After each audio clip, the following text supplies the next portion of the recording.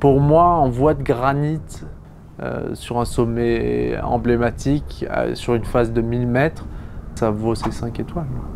Je vois pas d'équivalent en France, donc en termes de qualité d'escalade, en termes de qualité du rocher, c'est incroyable. Majeur. En toute objectivité, bien sûr. C'est majeur, non? Ah, c'est incroyable. C'est genre... C'est incroyable. Là, c'est à se taper le cul par terre. Putain. Pourtant, le parterre est loin. En février 2001, la légende de l'alpinisme Jean-Christophe Lafaille avait ouvert seul ses 1000 mètres de granit en se hissant laborieusement sur les points qu'il mettait en place. Une ascension médiatisée dans une voie qui a gardé son nom, mais où bien peu se sont à nouveau aventurés. Enzo et Léo s'attaquent au mythe. Le respect est mort, comme on dit. Non seulement ils enchaînent la voie en artificiel en une simple journée alors qu'il en avait fallu 9 à l'ouvreur, mais en plus, après un second repérage, ils la libèrent sans utiliser de matériel pour se hisser.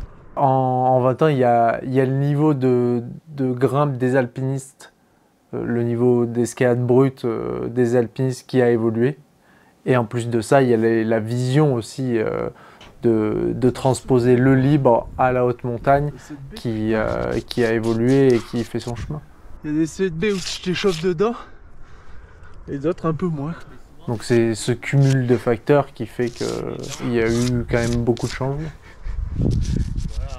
Alors l'année dernière, le but c'était de gravir la paroi en une seule et même journée. Si tu coupes la caméra, j'y vais maintenant, on gagne 1 minute. La première partie, dès la première année, on l'avait grimpé en libre. Parce que c'était vraiment pas dur et c'est ce qui nous a permis aussi d'évoluer rapidement. C'est que ces premières longueurs qui sont déjà en escalade artificielle sur le topo et que les précédents ascensionnistes ont gravi en escalade artificielle, nous on les a gravis en libre, donc bien plus rapidement et bien plus efficacement que les précédents. C'était taqué juste en dessous. Je devais enlever la carapace de glace dans la fissure avant de pouvoir grimper. Il a quand même bien neigé.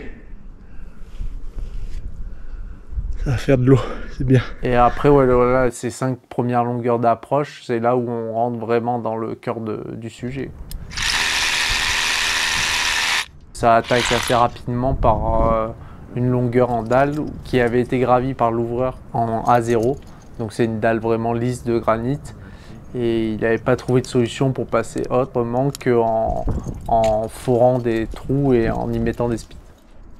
Donc là, nous, on a trouvé quand même quelques prises qui nous ont permis de passer dans ce mur lisse, juste un tout petit peu en dessous de là où ils étaient passés. Ouais.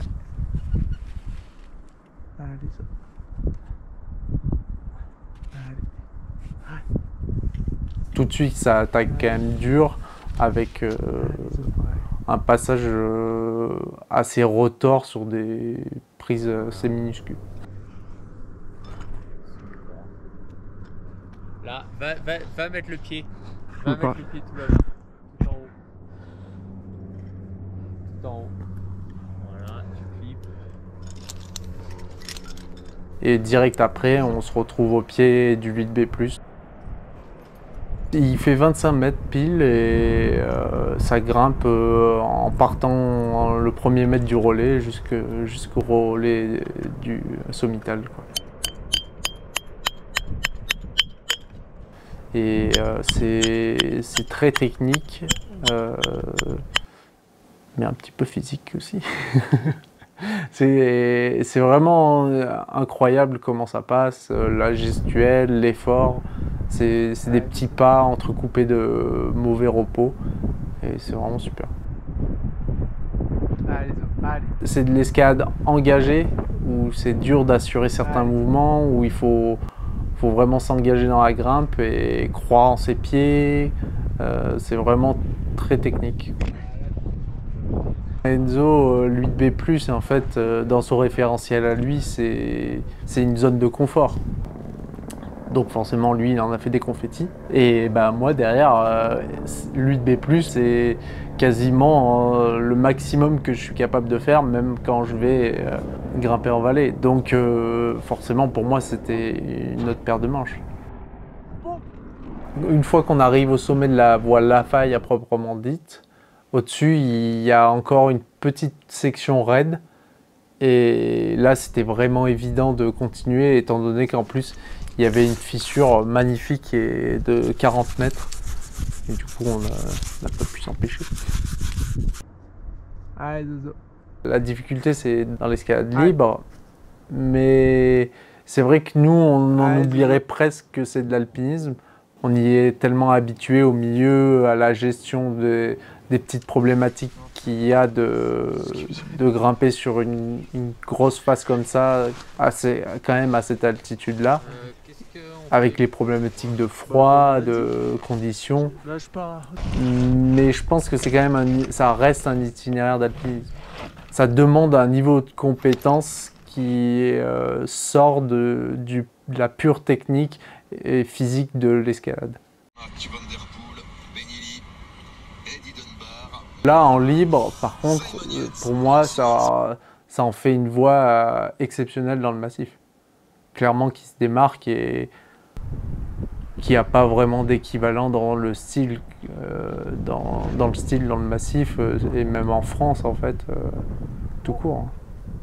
Une paroi de 1000 mètres, raide, avec des difficultés soutenues, de la qualité de rocher de ce type, il n'y a pas d'équivalent.